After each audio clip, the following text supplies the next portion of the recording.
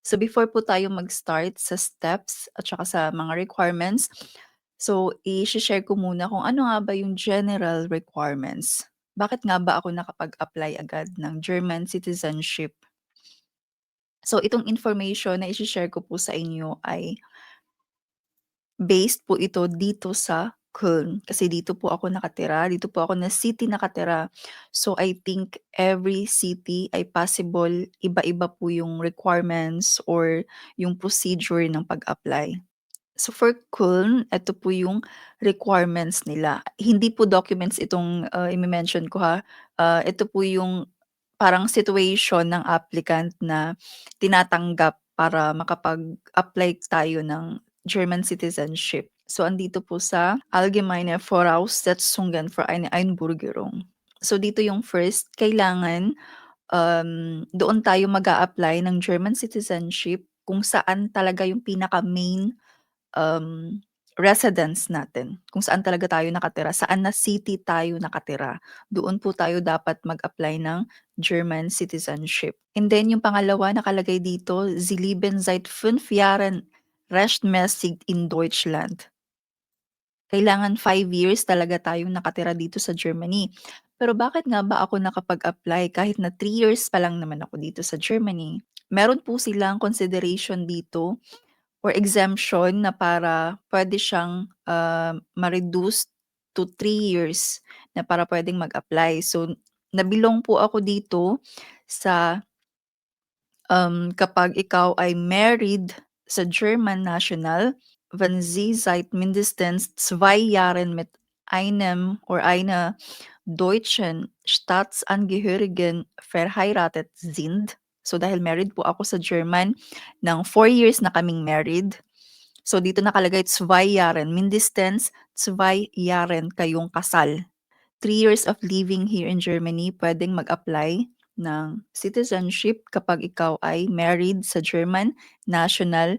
Mindestens yung, mindestens kasal kayo ng 2 Jahren, 2 years, at least 2 years kayong kasal. So, dahil 4 years na kaming kasal, so, check. And then, so nakalagay po dito, Achtung, Duldungszeiten werden nicht auf die erforderliche Aufenthaltsdauer angerechnet. So, ang kina-count po nila dito na sinasabi nila ditong 5 years or 3 years kapag, meron po kayong valid residence permit na hawak, dun po sila magka-count. So, hindi po counted yung mga visit visa or family reunification visa pa lang yung hawak natin, hindi po yun siya counted. Doon sila mag-i-start kung kailan tayo merong hawak na residence permit. And then next, kailangan yung identity natin at saka yung nationality natin ay confirmed talaga. So ito naman po, declaration po ito siya. Meron silang document na ibibigay sa atin na para pirmahan natin to declare na talagang, susundin natin yung law nila, kung ano man yung law nila dito sa Germany, yun yung ifa-follow natin, ano yung mga rules nila, ano yung mga responsibility natin dito sa as a German citizen, kailangan nating, sundin talaga. So meron tayong pipirmahan na document dito, isang declaration. And then next po, kailangan meron tayong valid na residency dito sa Germany. Meron tayong residence permits. Puwede lang po tayong mag-apply ng German citizenship kung belong po dito yung permit na hawak po natin dito sa Germany. So itong Niederlassungserlaubnis, ito po yung permanent residence permit, yung 10 years na valid.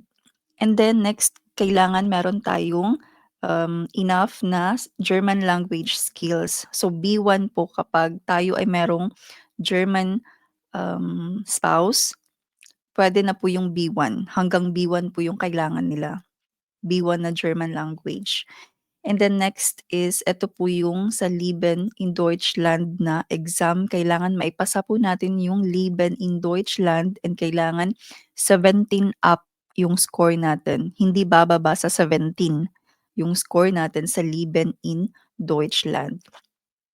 And next, kailangan hindi po tayo nakaasa sa, um, Bürgergeld or Sozialhilfe. Kailangan wala tayong natatanggap na benefits from the government.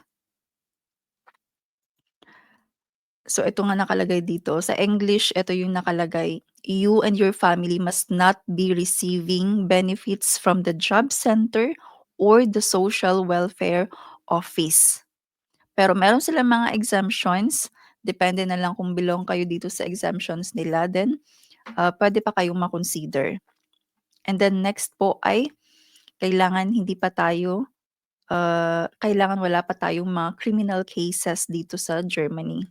So ayun, kaya nakapag-apply po ako agad ng German citizenship dahil ako po ay married sa German national and, more than 4 years na po kaming kasal kasi yung required ay 2 years lang naman. So more than 4 years na, so check.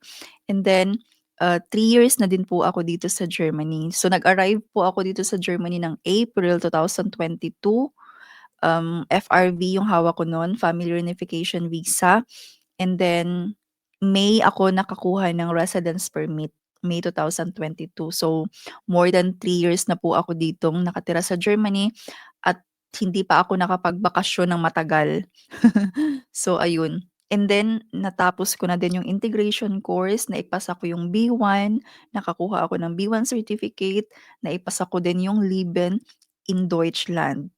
And yung score ko po nun ay more than 17 points. Kaya nakapag-apply po ako ng German citizenship and hindi rin ako tumatanggap ng Bürgergeld or Sozialhilfe.